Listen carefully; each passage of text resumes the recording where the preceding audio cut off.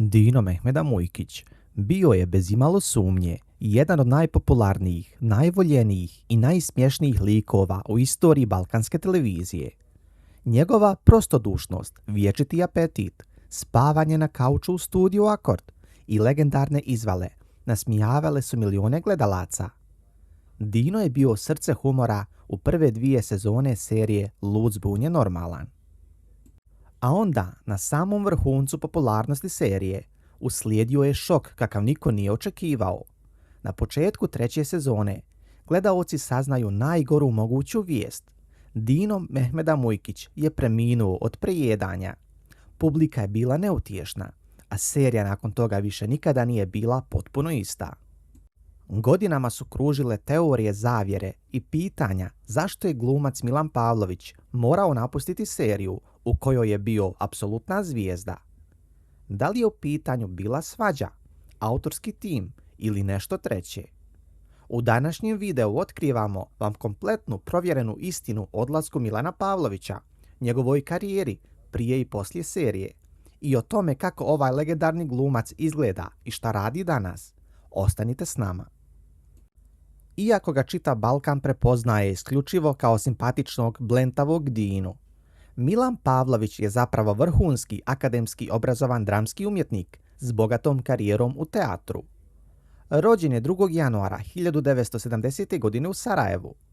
Glumu je završio u rodnom gradu, a pozorišna publika ga izuzetno cijeni kao stalnog člana dramskog ansambla Narodnog pozorišta Sarajevo. Milan uopšte nije glumac koji je preko noći postao popularan. Godinama je gradio svoj put kroz teške i ozbiljne uloge na daskama koji život znače. Prije nego što je kročio u stan Fazlinovića, Milan je već bio prepoznatljivo lice u Bosni i Hercegovini. Mnogi ga se sjećaju po kultnim skečevima Mujo i Haso iz 2004. godine, gdje je pokazao svoj urođeni dar za komediju i transformaciju. Također ostvario je zapažene uloge u sjajnim domaćim filmovima kao što su 10 minuta, Srijedom i Nafaka. Milan je glumac specifične harizme i građe. Čovjek koje kamera jednostavno voli. No, 2007. godine scenarista Feđa Isović piše ulogu koja će Milana Pavlovića opisati u vječnost televizijske istorije. Kada je počelo emitovanje serije Lud zbunjen normalan, lik Dine Mehmeda Mujkića zamišljen je kao smušeni tonac i muzički producent u Farukovom studiju. Međutim, Milan Pavlović je tom liku donio toliko ličnog šarma da je on ubrzo prerastao u okvire sporednog lika i postao glavna zvijezda serije, odmah uz Mustafu Nadarevića. Dino je bio oličenje dobroćudnog, ali nevjerovatno lijenog i proždrljivog čovjeka. Njegovi dijalozi s Farukom, ulasci u Izetov stan u potrazi za bilo kakvom hranom, te nespretni pokušaji da osvoji žene, stvorili su fore koje se i danas skoro 2 decenije kasnije citiraju na društvenim mrežama, TikToku i YouTubeu. Milan je unio jedinstvenu fizionomiju, usporeni hod i specifičnu boju glasa koja je publiku momentalno obarala s nogu. Dino je postao totalno popularan da su epizode u kojima je on imao glavnu riječ imale rekordnu gledanost. Snimio je prve 2 sezone, ukupno preko 70 epizoda zabave na najvišem nivou. I kada je čitava regija očekivala da Dino nastavi harati ekranima, došao je hladan tuš. Produkcija objavljuje da Milan Pavlović više nije dio tima, a Dino Mehmeda Mujkić biva ispisan iz serije na najbizarniji način, smrću od prejedanja. Oko Dinine smrti u seriji godinama su kružile razne priče. Neki su mislili da se glumac posvađao sa režiserom, drugi da je bio bolestan, a treći da je sam htio odustati jer mu je dosadilo.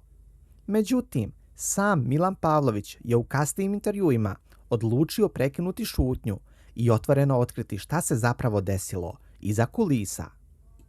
Pravi i jedini razlog njegovog odlaska bilo je neslaganje s producentima oko visine honorara. S obzirom na to da je serija ostvarila ogroman financijski uspjeh i da je Dinin lik donosio ogroman profit i gledanost, Milan je smatrao da njegov trud, popularnost i doprinos projektu trebaju biti adekvatno plaćeni. Tražio je povišicu koja bi odgovarala statusu koji je imao u seriji. Međutim, produkcija i direktori nisu pristali na njegove uslove. Kako je Milan sam izjavio, neke iskrice su se upalile i s moje strane i strane produkcije. Nismo se uspjeli dogovoriti oko financijskih uslova i to je to. Umjesto kompromisa, produkcija je odlučila drastično presjeći stvari i jednostavno ubiti njegov lik. Kasnije su pokušali zamijeniti Dinu uvođenjem njegovog brata Refke, kojeg je sjajno odigrao Goran Navojec. Ali vjerni fanovi se slažu u jednom. Refko je bio odličan, ali prazninu koju je Dino ostavio, niko nikada nije mogao u potpunosti popuniti. Iako je odlazak iz serije Lud zbunjen normalan, za mnoge je izgledao kao kraj jedne velike ere. Karijera Milana Pavlovića nakon toga je zapravo nastavila cvjetati na drugim poljima. Milan se vratio svojoj prvoj ljubavi, pozorištu. Kao prvak drame u Narodnom pozorištu Sarajevo, odigrao je maestralne uloge i ostao jedno od najvažnijih glumačkih imena u Bosni i Hercegovini. Ono što je posebno zanimljivo jeste da je Milan ostvario internacionalnu karijeru. Glumio je velikom italijansko-španskom hollywoodskom filmu Twice Born iz 2012. godine, gdje je dijelio kadrove sa svjetskom superzvijezdom Penelope Cruz. Također, publika u regionu ga je nedavno mogla gledati u hit komediji Marginalci iz 2022. godine, koja je obarala rekorde gledanosti u kinima. Milan je i dalje aktivan, snima reklame, televizijske projekte i često putuje na relaciji Bosna-Hrvatska zbog posla. U privatnom životu Milan je pravi sarajevski boem. Čovjek je iz naroda, voli druženje u kafanama, tamburaše i opušten život bez glamura i skandala.